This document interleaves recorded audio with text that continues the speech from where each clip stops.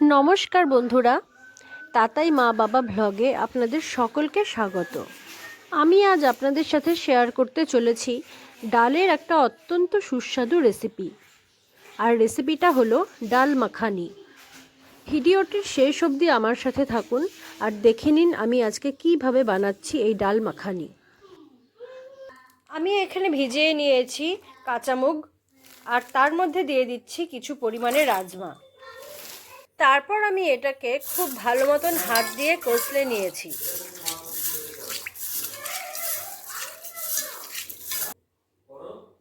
দেখতেই পাচ্ছেন রংটা চেঞ্জ হয়ে গিয়েছে।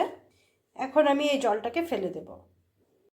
একই রকমভাবে আমি এগুলোকে বেশ কয়েকবার ধুয়ে নিয়েছি আর জলটাকে ফেলে দিয়েছি। এখন আমি ওভারনাইট জলের মধ্যে এই কাঁচা মুগ আর রাজমাকে ভিজিয়ে রেখে দেব। আমি ওভারনাইট জলে ভিজিয়ে রেখেছিলাম, এখন দেখতেই পাচ্ছেন বেশ খানিকটা ফুলে উঠেছে। এবার আমি একটা প্রেসার কুকারে এগুলোকে দিয়ে দেব আর 4-5টা সিটি মেরে সেদ্ধ করে নেব।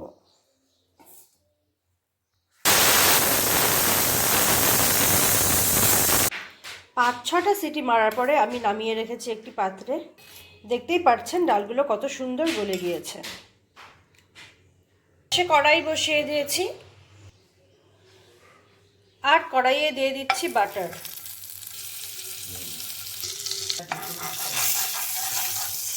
বাটার আমার একদম গলে গিয়েছে। এখন আমি এর মধ্যে দিয়ে দিব আদা রসুন পেস্ট।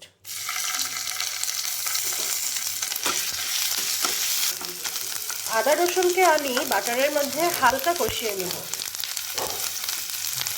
অর্থাৎ 1-2 মিনিট এইভাবে হালকা এপাশ ওপাশ করে আমি ভেজে নেব। এখন আমি এর মধ্যে দিয়ে দিচ্ছি কাশ্মীরি লঙ্কার গুঁড়ো।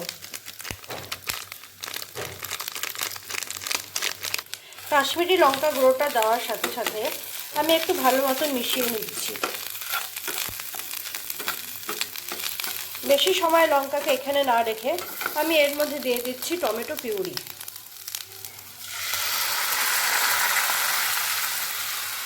এখন টমেটোটাকে খুব ভালো মতন কষিয়ে নেব।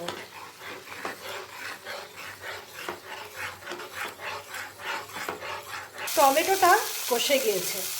এখন আমি এর মধ্যে দিয়ে দিচ্ছি এই ডালের সেদ্ধ।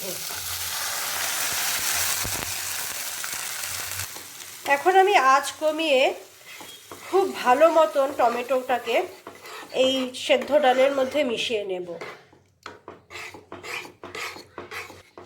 মেশানো হয়ে গিয়েছে, আঁচ বাড়িয়ে নিয়েছি আর খুব ভালো মতন ফুটিয়ে নেব আমি ডালটাকে। এই সময় আমি এর মধ্যে দিয়ে দেব নুন।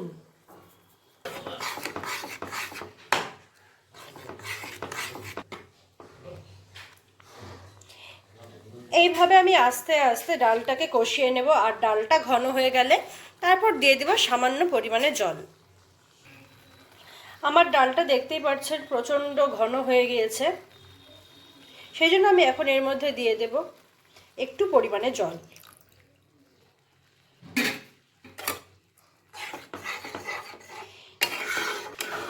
ডাল মাখানি কিন্তু একটু গাঢ়ই হয়, তাই আমি জলের পরিমাণটা একটু কমই দিয়েছি। এদিকে ডালটা ফুটে উঠতে উঠতে আমি একটা তাওয়ার মধ্যে নিয়ে নিচ্ছি তেল। তেল গরম হয়ে গেলে আমি এর মধ্যে দিয়ে দেব রসুন কুচি।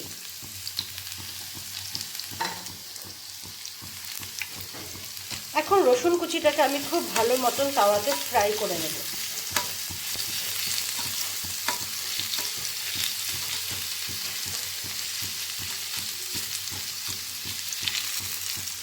দেখতেই পাচ্ছেন রংটা একদম লালচে হয়ে গিয়েছে। এই সময় আমি এটাকে দিয়ে দিব এই ডালের মধ্যে। আলাদাভাবে আমি রসুনটাকে যে ভেজে দিয়েছি সেটা এখন আমি ডালের মধ্যে খুব ভালো মতন মিশিয়ে নিচ্ছি। গন্ধ কিন্তু খুব সুন্দর বেরোচ্ছে। এবার আমি গ্যাসটাকে বন্ধ করে দেব আর দিয়ে দিচ্ছি ক্রাশ করে রাখা কাসৌরি মেথি।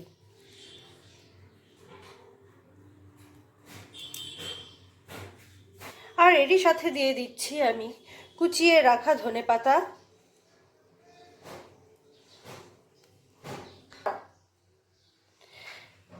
বাটারের টুকরো, আর উপর থেকে দিয়ে দিচ্ছি কিছু পরিমাণে দুধের সর। তবে আপনারা চাইলে এর বদলে ফ্রেশ ক্রিমও ব্যবহার করতে পারেন। এই সমস্ত কিছু দিয়ে আমি এখন ঢাকনা দিয়ে ঢেকে রেখে দেব, যাতে সব কিছুর গন্ধ খুব ভালো মতন অবজার্ভ করতে পারে ডালটা। তাহলে বন্ধুরা, আমার আজকের এই রেসিপিটি আপনাদের কেমন লাগলো তা অবশ্যই আমাকে কমেন্ট করে জানাবেন। আর ভালো লাগলে আমার চ্যানেলটিকে সাবস্ক্রাইব করে দেবেন। ধন্যবাদ।